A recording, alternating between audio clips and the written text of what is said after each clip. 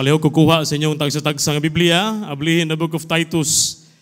Okay, Titus chapter 2 verses 11 down to verse number 15.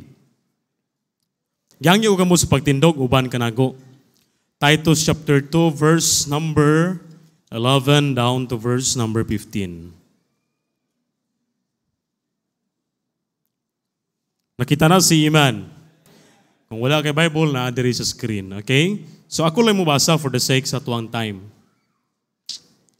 Okay, so the Bible says, Titus chapter 2, verse number 11 down to verse number 15. Ingon ang Biblia, for the grace of God that bringeth salvation hath appeared to all men, teaching us that denying ungodliness and worldly lust, we should live soberly, righteously, and godly in this present world, looking for that blessed hope and the glorious appearing of the great God and our Savior Jesus Christ, who gave himself for us, that he might redeem us from all iniquity and purify unto himself a peculiar people, zealous of good works. Verse number 15, these things speak and exhort and rebuke with all authority.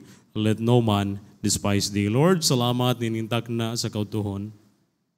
Salamat, Lord, sa mga Kristohanon Ginoo nga namalik sila to worship you, God, in spirit and truth, ninintak na sa kahaponon. Nasayod mi amahan ang adlong Domingo para kini sa imuha, God.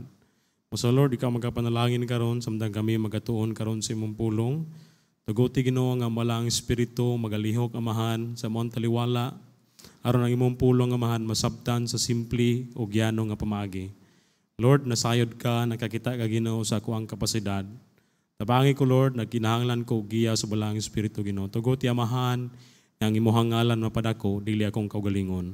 Una sa tanan, Lord, kami nagaampo sa among mga kalapasan Ginoo nga nabuhat amahan nga ikaw Ginoo wala malipay. Lord, nagkinahanglan mi sa imong kapasayloanan amahan. Mo sa Lord ninintak na sa kahaponan amahan, gi-claim na ko ang dakong kadaugan diha lamang sa imong ngalan. In Jesus name I pray. Amen and amen. Magalingkod ka mo. Usa ka adlaw niya na si Pedro, joke tagamay ba? Niadtos bulangan. Nya yang gidala kay himungaan. Oh, samtang kapadulong siya sa bulangan. Giatangan siya, oy Pedro, time sa. Hindi ka pwede mo sulod kay imong dala. Himungaan. Ug si Pedro maingon, ay doy. Mulantaw ang anak, mulantaw ang inahan sa away siyang anak. Ya, sulod siya, oy noon sa nga. Agets mo? Sa'yo, corny kinatang joke, no? Pero sige lang. Okay, ako na nakatawa sa kong joke. Okay, himungaan mo ko yung idala. Ya, mulantaw po ng inahan sa away siyang anak. Okay, so, at least ang uban, yung katawag hilaw ba? Okay. Okay, so the Bible says, for the grace of God, akong balikon, kung yung malantawon. But before that, before ko mo proceed sa atong pagkaisgutan karon, ang title sa itong mensahe, very common, makita na to sa verse number 11. Mura maghadyo ng tingaw kamay. Okay, verse number 11, makita na to diha. For the grace of God that bringeth salvation hath appeared to all men. Let's talk about the grace of God. Amen? Nabati ba nimo, na-experiencehan ba nimo ang grasya sa Ginoo ninintak na sa kahaponon? Amen. So, ato nang isgutan, ninintak na sa kahaponon. Well, kayo mo lang tawon, the book of Titus, it is written, it is an epistle of Paul ngadto ni Titus. Kung mo lang tawon, the same niini ang writing kapare-pareha lamang sa 1 Timothy, and it talks about the divine order of the local church. Okay, kaya mo lang tawon 1 Timothy nagisgot na mahitungod sa sound doctrine which is more prominent sa mga kasimbahanan. Okay? And then ang Titus, it talks about the divine order of the local church. So it is nagisgot mahitungod sa simbahan. Okay? Now, kaya mo lang tawon sa verse nga itong gibasa, in verse number 11, for the grace of God. Notice this phrase, grace. Kung sa'y pasabot sa grace. Okay? When we talk about grace, it means undeserved. Ambak-ambak na ito sa itong slide. Okay? Undeserved, unmerited, or unearned, or favor. No? Something na imong nadawatan nga unta dili ka angayan. Nga unta dili unta ba kay mo lang taon kung sa tawhanon lang nga pagsulti dili unta pwede makabaton ni ana, pero salamat nga nakabaton nakadawatan ni ana. Amen. So, kamalang verse number 11, balik ta sa verse number 11, for the grace of God that bringeth salvation. Notice notice this phrase, for the grace of God, kay ang grasya sa Dios nagkadala og kaluwasan hath appeared, napadayag ngadto sa mga katawhan. Pero hinumdumi Kristohanon higala igsuon nga ang grasya sa Dios dili lang taman sa diha sa atong kaluwasan. Hello? Ang grasya sa Dios dili lang taman nga nakabaton tag kaluwasan. Apan padayon kini in verse number 12, teaching us, nagtudlo kanato, okay, verse number 12, nga nagatudlo kanato nga sa nagadumili sa pagkadili Dios nun. So sa ato pa, human kita maluwas ang grasya sa Ginoo, nakabaton tag grasya sa Ginoo, okay? Ug dili lang kay taman kita maluwas, continue ang grasya sa Ginoo, abundansya ang grasya sa Ginoo. Okay? Now, teaching us that denying ungodliness, padayon. So, it is extended in our Christian living. Amen? Hello? Okay, basig nakatulog na mo diha. Okay. Now, og sa kalibutanong mga kaibog, worldly lust, kita angay nga magkinabuhi nga maligdong, matarong og Dios nun ni ining kalibutan na. Nga nagapaabot looking for that blessed hope and the glorious appearing of the great God and our Savior Jesus Christ. In verse number 14, who gave himself for us that he might redeem us from all iniquity and purify unto himself a peculiar people, zealous of good works. Now, in verse number 15, okay, yung si Paul, these things kining mga butanga, isulti. Ang grasya sa Ginoo, abundansya, dagaya, og nagadala kini, og kaluwasan, og kitang tanan, nakabaton nini. Okay. Og kini, dapat isulti. Unsa pa gyud? And, exhort, idasig. Ay mga Kristohanon nga nagmaluyahon, hinumdumi ang grasya sa Ginoo dagaya kayo sa atong kinabuhi. Nga nawitaw nakapadayon ta karon tungod naman sa grasya sa Ginoo. Dili man na sa atong pagkamayo, dili man na sa imong pagkagwapa, dili man na tungod sa naa kay kwarta, tungod kana sa grasya sa Ginoo. Mao lang idasig ang gamito na to ang grasya sa Ginoo. Okay? And rebuke, dili lang kay idasig, isulti, apan, sigingon sa Biblia, og ibadlong uban sa bug-os nga otoridad. Mawita lang, naagi pagbadlong, aron unsay resulta, let no man despise thee. Unsa may buot pasabot ana, ayaw itugot nga adunay tawo nga magbiay-biay kanimo. Kay kung walay mo sulti nato, kung walay mo dasig nato, kung walay mo badlong nato, ayaw itugot nga ang atong Kristohanong kinabuhi mabiay-biay. Una, ang grasya sa Ginoo dili lang taman kita naluwas, but it is extended sa atong Christian living. Amen? Now, the grace of God, sama sa akong gingon, unsay pasabot sa grace, undeserved, kung namang kay grace karon, nindot na nga ngalan, no? Okay, undeserved, unmerited, unearned favor.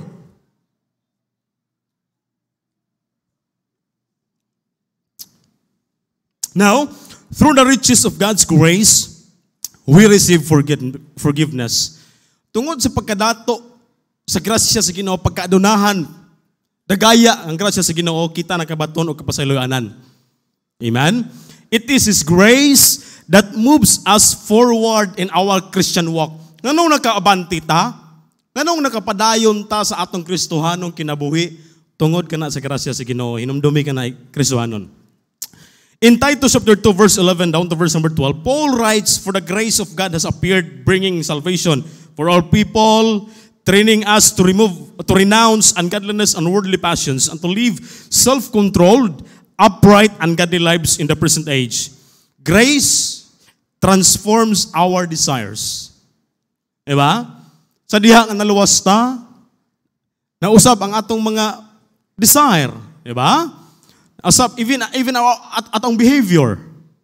Okay? O ato ang motivations. Grace is the basis of our identity in Christ. Muna ingon si Paul in 2 Corinthians chapter 12 verse number 9, and he said unto me, my grace is sufficient for thee. Makaingon ba ka nga, ang grasya sa Ginoo sa akong kinabuhi sufficiente gayud kaayo? Makaingon ba ka ninintak na sa kapunon? Pastor, grabe ko problema, pastor. Grabe akong kasakit karon nga naagian. Grabe ang krisis nga akong naagian karon. Pero ingon si Paul, most gladly therefore will I rather glory in my infirmities. Ano man? Tungod kay ang grasya sa Ginoo sufficiente sa iyang kinabuhi. Amen? No, mauna na experiencehan ni Paul in 1 Corinthians chapter 15 verse number 19, but by the grace of God I am what I am. Subok kayo pamalandungo, no? Well, yes, ang grasya sa Ginoo napadayag ngadto sa mga tao. Pero kabantay ka sa mga post karon. Di ba? Kung naagali achievement, lantaw na to ba? Well, salamat lang na yung mga Kristohanon nga i-appeal ko nila ang grasya tungod na gini si grasya sa Ginoo, pero kasagaran sa mga tao or napoy mga Kristohanon malimot sa grasya sa Ginoo. Every achievement kung sa may atong naabot, ingon si Paul, but by the grace of God, I am what I am. Ato gi kanang hinumduman. Munang and His grace which was bestowed upon me was not in vain, but I labored more abundantly. Daw, Kristohanon, kung nabati bitaw nimo ang grasya sa Ginoo karon sa imong kinabuhi, human ka maluwas. Walay rason oy nga dili pa gyud ta mo buhat para sa Ginoo. Hello? Later on, imo nang masabtan. When grace bestowed upon us, na tulo lang kabutang ni nitak na sa kapunon nga atong isgutan. When grace bestowed upon us, when grace bestowed upon sa mga Kristohanon, it brings, point number 1, very simple. Point number 1 in verse number 11, God's grace, dili na to lalison, God's grace brings salvation to all people. Amen? Because the Bible says, for the grace of God that bringeth salvation that appeared to all men. In Ephesians chapter 2 verse 8, for by grace are you saved through faith. Na yung mga babustunit, ngutana sila, asa may una? Pagtuo or grasya? Ay, balihon pa na nimong bersikulo diha. For by grace are you saved. Ay, nagbaliha. Okay? Tungod sa grasya, kita nang aluwas, pinaagi sa pagtuo. Dili pinaagi sa tuong kaugalingon, kini gasa sa Dios. In Romans chapter 3, verse number 24, ingon nga, okay paliw ko, ingon nga gipakamatarong nga walay bayad, pinaagi sa iyang grasya, pinaagi sa katubsanan nga anaa ni Kristo. So sa ato, baka imong lang taon ba, gipakamatarong kita, makasasala beta, pero gipakamatarong kita atubangan sa Dios, walay bayad. Well, ang prinsipyos diri ang balaod kung makasala ka, imo ba kinabayaran? Diba? Kung makapangawat kag manok, kung sa may tabo. Hello? Pwede kang mapriso. Diba? Or imong bayaran. Kanya, pastor, nagkaon naman. Ay, tae na lang ihatag nimo. Diba? Mauna. Naay bayad. Pero the Bible says, gipakamatarong kita, makasasala kita, gipakamatarong kita, nga walay bayad. Wow. Pinaagi sa iyang grasya. Salamat ta nga bisa. Well, sumala sige ngon si Jolly ganina bago na ako. No? 8 billion people, sabi ito, puyutas kalibutan. Uso gito sir, no? Kung mo lang taon ang 10,000 feet below the ground, ang tao nimo ningon na kamigas. Diba? Gagmay kay niya unsa na lang ka? Milky Way, galaxy unsa ba na? Unsa ba na? Diba? Pero ang tao ba? Wala lantawan itong kaugalingon ba? Pero, wow, tungod sa grasya sa Ginoo. Nabuhat ka na tungod sa grasya sa Ginoo. Amen? Okay. Now, ang Dios dagaya sa grasya, apan dili siya mutugot human ka maluwas, magpabilin kita sa pagpakasala. Ingon ang Biblia, where sin is, grace much more abound. Kaya man timbang-timbangon, kung asa ang sala, no, ang grasya sa Ginoo abundansya. Sa ato pa, bisan pag unsa ka makasasala sa tawo, abundansya ang grasya sa Ginoo. Na yung mga tao nga ma-encounter na mo, pastor, di naman siguro kung maluwas, kay grabe man ko makasasala. Hey, where sin is, grace much more abound. Amen? Tagaan kayo paglaom ang tao. Musa, dili mo sugot, dili mo tugot ang Dios nga magpabilin kita sa pagpakasala, human kita maluwas. Amen? In Romans chapter 6, verse number 15, nan unsa man magpakasala ba kita? Tungod kay kita dili na ilalom sa balaod, apan ilalom na sa grasya, ang Dios dili mo tugot. No, kay mo lang taon ba? Every sin nga atong makumitar, ay kuhaan tang ipon, hagbay ra tang nangapangag. Pero salamat nga ang grasya sa Ginoo nga nagaya sa atong ginabuhi. Busa ang Dios dili mo tugot nga ikaw Kristohanon magpabilin kita sa pagpakasala. Amen? Well, nasayod ta lahi ning nakasala, lahi po ning nagpakasala. Okay? So I hope ato kanang masabtan. Now, unsa may acronym sa grace? Okay? So we talk about grace, it brings salvation to all men. J stands for gift. Yes, salvation is free. Dili na kinahanglan pa atong haguan. Ang gipangita ra gyud sa Ginoo sa tuwa atong pagtuo nga kinasing-kasing. Amen? Because salvation is free. R stands for receive. A gift is not a gift until it is received. Daghang mga tao kabalo sila ang kalawasan pinaagi lamang gasa kini. Pero sad to say, wala pa gyud nila gidawat. Wala pa gyud nila gidawat. A stands for available. Salvation is just for good people. God doesn't play favorites. Kaya kung ang kaluwasan bitaw, para lang yun bitaw na sa mga dato, no? Para bitaw nato nga usahay natay paborito. Diba? Natay pinalabi. Ay, luoy kayo ang wala gipalabi.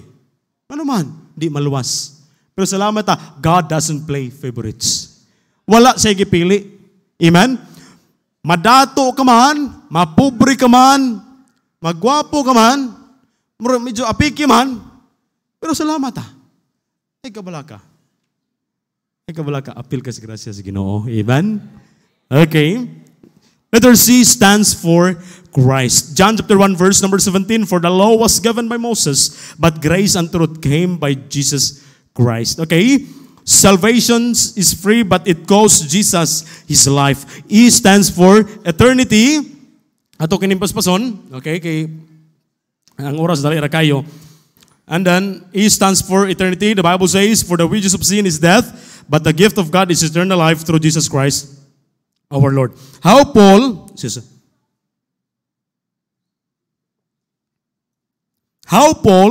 Apostle Paul experienced the grace of God. Now, in 1 Timothy chapter 1, verse number 12, leo ko.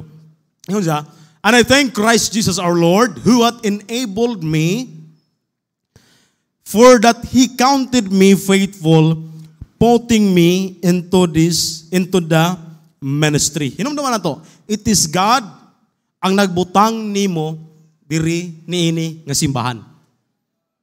It is God. Well, hapit na to ang church anniversary. Amen?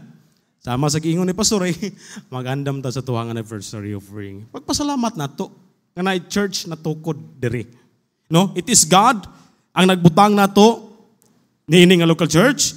In verse number 13, who was a blasphemer and a persecutor and injurious, but I obtained mercy because I did it ignorantly in unbelief. And the grace of our Lord was exceeding abundant with faith and love, which is in Christ Jesus. Kimulang taon lang, kung ang ato ang kinabuhi ba, itandi na to kang Paul. Ay, murag, wala siguro katunga sa pagkadaotan lang. Pero giunsa siya pagbago, pinaagi sa grasya sa Ginoo. Diba? Giunsa siya pagbago. Because the grace of God, was exceeding abundant with faith, uban ang pagtuo o gugma. Okay? And then, verse number 15, this is a faithful saying, and worthy of all acceptation, that Christ Jesus came into the world to save sinners, of whom I am chief. Okay, so, Titus chapter 3, verse number 4, but after that the kindness and love of God, our Savior, toward man appeared, not by works of righteousness which we have done, but according to His mercy, He saved us by the washing of regeneration and renewing of the Holy Ghost. Now, point number 1, hinumdumi, grace brings salvation to all men. Walay gipili galay igsoon Kristohanon. Walay gipili. Salamat ta nga usa kita nga nakabaton sa kaluwasan. Usa kita nga nakadawat niya nga grasya. Okay? And then point number 2, ito magdugay, grace Okay, sama sa kong giingon nga ang kaluwasan dili lang taman sa atong ang grasya sa Ginoo dili lang taman sa atong kaluwasan, but it extended siya sa atong Christian living. And then point number 2, grace train those who are saved into godliness. Unsa giingon sa Bible? Verse number 12, teaching us gatudlo kanato that denying ungodliness, okay? Ungodliness, notice his praise, ungodliness and worldly lust, we should live soberly, righteously, and godly in this present world. Now, it includes teaching but also correcting and disciplining. Amen? Gidisiplina ta. It is a process that begins at salvation and continues until we stand before the Lord. Grace trains, disciplines, and instructs us in a godly living. Muna in verse number 13, padayon pa diha, looking for that blessed hope and the glorious appearing of the great God. Letter A, grace train those who are saved in godliness. Letter A, we need to deny ungodliness and worldly desires. Amen? Well, kung mag-isgot tag ungodliness ba, paminaw? When you experience God's grace, God's unmerited favor in Jesus Christ, it motivates you. Mao kini mo motivate na to, no? Nga atong lipayon ang Ginoo sa atong kinabuhi. Kung may purpose diay nganong naakadiri karon mga lagad ta sa Ginoo kay gusto ta nga ang Ginoo sa atong kinabuhi samtang naa pa ta diri ning kalibutan na malipay siya. Amen? Hello? Mo muna, di ba? You want to please Him in everything that you do. As you read God's word, you begin to realize that there is much in your life that displeases the Lord. Kay kung ang atong tumong malipay ang Ginoo. Pero kung atong basahon ang basahon na to ang Biblia, kung dili gyud ato masayron, uy naa pa gyud daghan day mga area sa atong kinabuhi nga wala din nalipay ang Ginoo. Hello? Nagtuo ta ba? Muna salamat na pulong sa Ginoo. Muna number 1, letter A, we need to deny ungodliness, unworldly desires, ungodliness. This refers to a person who does not reverence God. Tao nga walay respeto sa Dios and thus lives by ignoring God.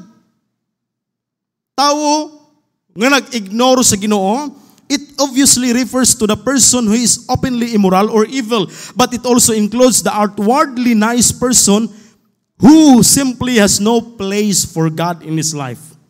His everyday life is organized, motivated, and run by self. No, with no place for God. No? So ungodliness, mga dili Diyos non nga mga binuhatan. Ay for example ino nani, well, palihaw ka ba? Basin ano ni pastor? Ana po tani mga illustration da. Nagsakit kayo. Unsa man ni siya nga kuan banda gali? Kasi pamilyar ani? Ha? Unsa ni? Kisa ni? May kabalo mo. Ako nang utana ko ganina diha. Unsa na day? BTS. Unsa may meaning ng BTS?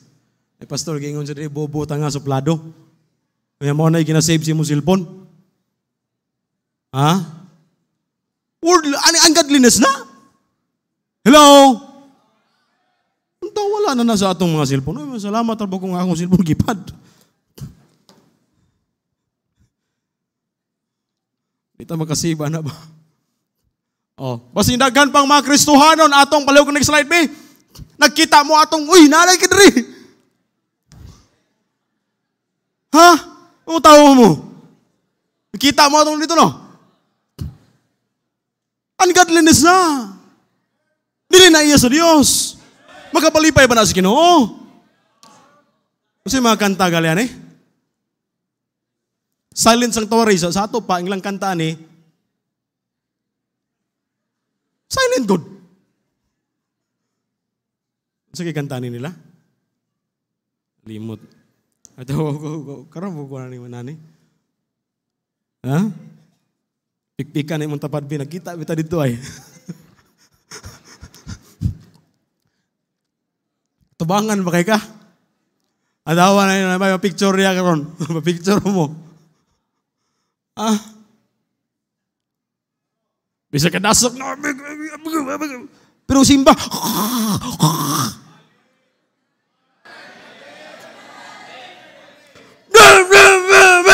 Tegan, benaglaw. Tinula.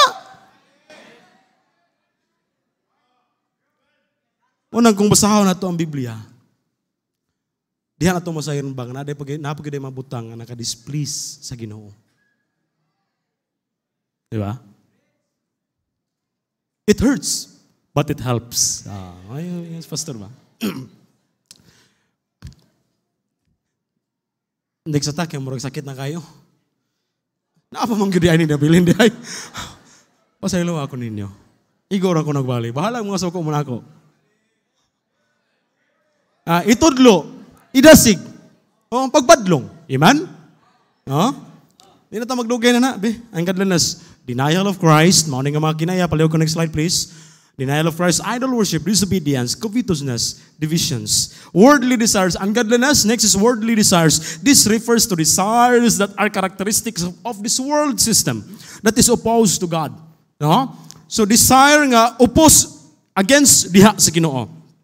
Si John, gi-explain yan lust of the flesh, lust of the eyes, and the pride of life.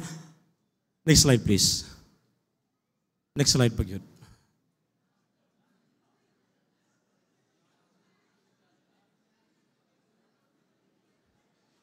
Nagisguta about worldly desires. So worldly desires, sistema sa kalibutan nga muupos sa Ginoo. Now, ang pangutan na, fit ba ni? Makapalipay ba ni sa Ginoo? Hello? Well, mga bisita, sorry to tell you, but nag-igo ako nagwali. Pulong kini sa Ginoo. Daghan tang mga bersikulo mahitungod niya ng mga butanga. Ang pag-inom-inom, hinungdan ka na sa kapobrehon. Dili ang paghatag sa Dios, mo'y makapobre, dili. Ang kanang mga butanga. Ay, ang paghubog-hubog, hinumdam na sa daghang kasaypanan. Daghang nangamatay, ana, nga naman, disgrasya, kay hubog. Diba? Next slide, please. Gasto ba ni? Huwag ka nang ato'y gasto, ihatag pa na ito sa Ginoo na, panalanginan pa ta, healthy ba ka? Worldly desires. Next slide, please. Okay. Selfishness, greed, pride, lust, sinful pleasures, seeking after status and power. Salamat sa Ginoo. Next slide, please. Wala naman po nung tangyari, no? Mga kapo mo na yung mga kuhan rin, no? Salamat, no? Kasi sa Ginoo, wala. Abi po nung rin. Pasin ba na ikaw na una na yung magpalot sa aman ini? Ano, may nang unhan ta mo? Bitaw. Okay. Ingon naman yung gusto noon. Okay. Next slide, please. Letter B. Let's live sensibly, righteously, and godly in this present age. Amen? Aron dili ta mahimong, dili mabiyay-biyay ang atong Kristohanong kinabuhi ba? Amen? Kana, gitudlo mo na sa Bible. Itudlo, idasig, badlungon. Nang di ta masukog badlungon, ta pinagis pulong si Ginoo. Amen? Ingon ang Bible, verse number 12, we should live soberly, righteously, and godly. Ato nang gidinay, ato nang gitsapwera, ang mga ungodliness, unworldly lust, worldly desires.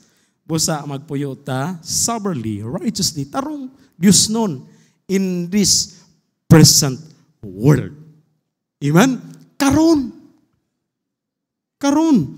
Ingon ang Biblia, Romans chapter 12, verse number 2, and be not conformed to this world, but be transformed by the renewing of your mind, that ye may prove what is that good and acceptable and perfect will of God. Teka na mag-ilustrasyon. Sometimes ang Ginoo gamit sa mga gagmayng butang, kaya na ate makatunan. Like for example, kanang amigas. Okay?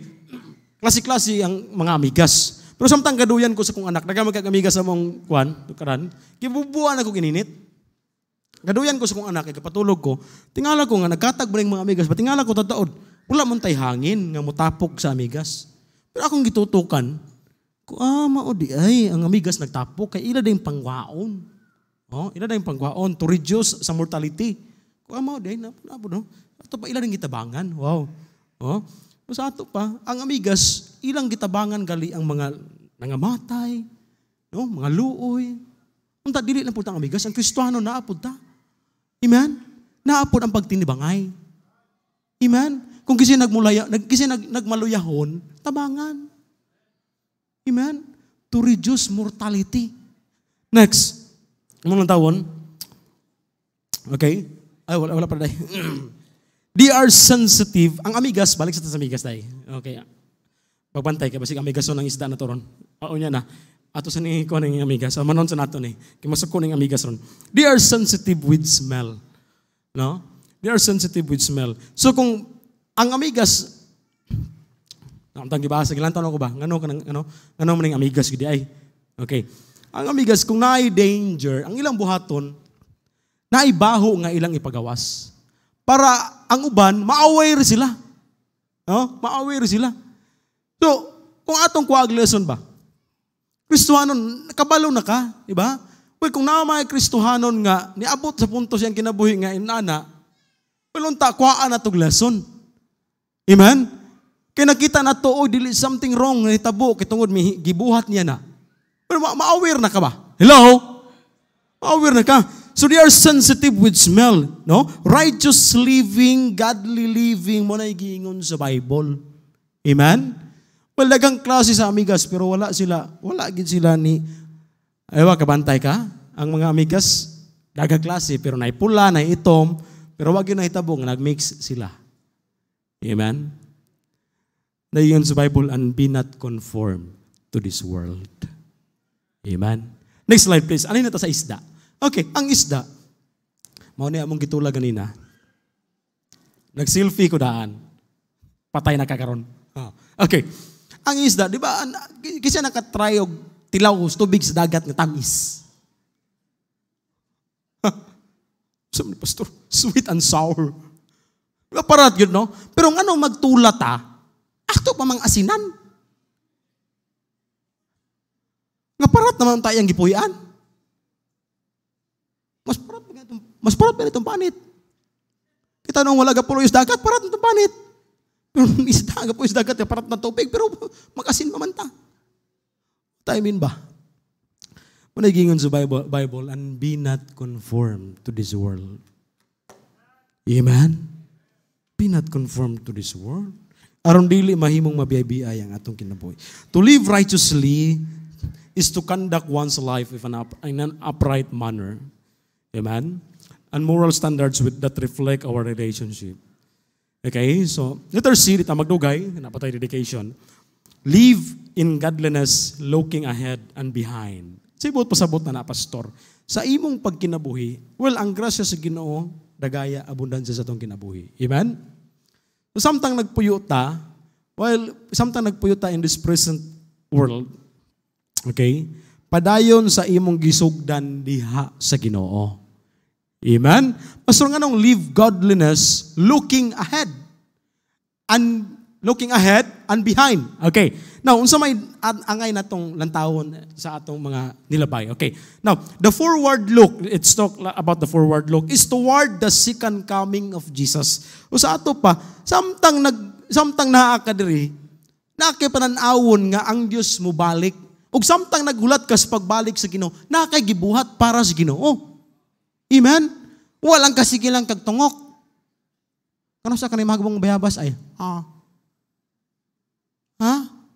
And then, look ahead to the blessed, okay, next slide please. Look ahead to the blessed hope of Christ's second coming. God's grace instructs us to look for the blessed hope and the appearing of the glory of our great God and Savior, Jesus Christ. So excited tayo sa pagbalik sa Ginoo. Amen?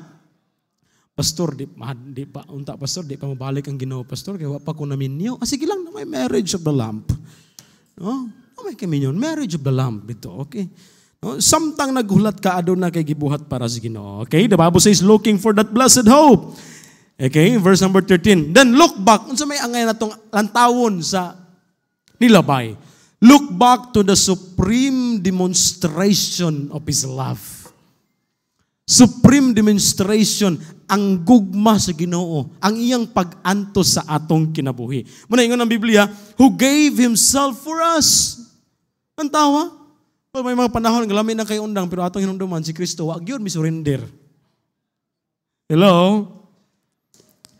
No, children of God should not be sitting around and waiting for the rapture. Paminaw? We should be laboring in His harvest. We should be praying for as many opportunities as possible to bring Him glory. Kung naay mga opportunity, ato ng sudlan para sa Ginoo. Amen? Ayaw lang, galuhulat lang ka dyan, kalingkod lang ka. Now is the time to live for Jesus.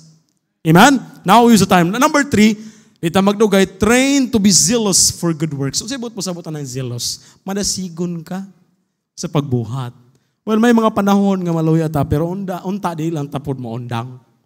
Amen? Hindi malikayan, uy, maluya ta. Tao raman ta. Okay? Pero salamat ang naipulong si Ginoo nga magdasig ka na to. Amen? Zealous of good works. May mga butang. Okay, let us be zealous of good works. Next slide, please. Okay? Unsa man, dapat madasigon ta. Next slide, please. Sa pagtuon sa pulong si Ginoo. Amen? Hello? Basta tuon na gali, pastor, murag mag-isod na butang na pastor na. Yung murag lami, na mabudyo kay katulog ang mga butangan yun. Obeying the gospel. Spiritual growth. Service to God. Hello? Nag-involve kita sa buluhaton sa Ginoo. Serving the needs of brethren. Defeating sin and error. Evangelism. This is the key and central thought in this very practical epistle. Okay? Zealous, both pasabot, you are eager, enthusiastic, abdi ka, basta buluhaton nagala sa Ginoo. Sulwining na po. Ambot, pipila na lang mga taga-SLB workers na nag-sulwining. Sa una, before pagsugod na ako dari, wow, pagkanindot, daghang mga SLB workers, akong gilantaw, wow, nindutan nila, oy. Tudlo, wow. Karon na. Unta, dili lang tataman nga naluwas lang. Hello. Dili lang kataman nga naluwas lang. Di ang grasya sa Ginoo dili lang taman sa kaluwasan. Extended din sa atong Christian living. Samtang naghulat ka sa Ginoo, ayaw lang ka nang galingkod ka. Buhat para sa Ginoo. That we never feel we have done enough for God. No? Paminaw na to ba? Nakabuhat na bitaw ko para sa Ginoo. Unta dili na to na kana bitaw wala nimo gibati ba nga nakabuhat na bitaw ko. Mao na usay atong kinaiya. Nakabasila na bitaw. Manabog ko muna ko. No, unta. But are always striving to do more. Amen? Ang atong una-una, yes, nakabuhat na ko, pero mubuhat pag-yug ko the more para sa Ginoo. Pagkanindot niya na nga kinaiya. Pagkanindot niya na nga Kristuhanon. 1 Peter chapter 5 verse 10, let me close with this verse. But the God of all grace, who hath called us unto His eternal glory, by Christ Jesus, after that ye have suffered a while, make you perfect, establish, strengthen, settle you. Amen? The grace of God. Pastor, naman ko yung mga lapses. Pastor, wak mong gibuhat. Well, ang grasya sa Ginoo, abundansya. Dato ang Diyos sa grasya. Amen? Dato ang grasya sa Ginoo. Unang di tamagunaw na ang karon lang. Let's do more for God. Amen? Let's do more for God. The grace of God. Aron ang atong Kristohanong kinabuhi. Dili mabiyay-biyay. Amen? Let's live unsay makapalipay sa Ginoo. Let's pray, Lord. Salamat sa imong pulong. It's my prayer, O God, nga dihin ang imong pulong ilang nasabtan, na meditate, na usap pag-ayo Ginoo. Aron ang imong pulong, Lord, na bati, ug amo kini mabalon Ginoo, tibok simana sa imong kinabuhi, Lord, how to live nga makapalipay diha kanimo. Lord, salamat sa imong pulong. Ikaw mag-bless niini sa ngalan ni Jesus. Amen and amen. Okay, so sa dili pang padayon lang. Gangyon ako ang natay child dedication. Ang gangyo pagari